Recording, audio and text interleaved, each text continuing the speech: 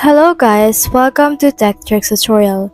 In today's video, I will show you how to fix screen rotation on iPhone. If you want to know how it's done, then this video is for you.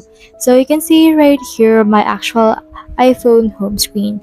So when I try to scroll up, I should be able to see in here these options. So I have this, which is a screen lock that I have on my control center.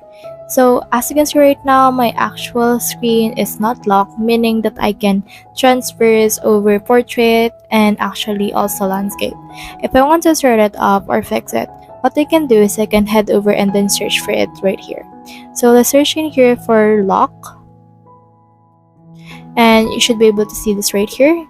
And you can also see here this auto lock as well, and you can just choose which ones you want to use for this case. So you can also have the option to head over to your general and then head over right here and look for the actual thing that is actually the same as this one.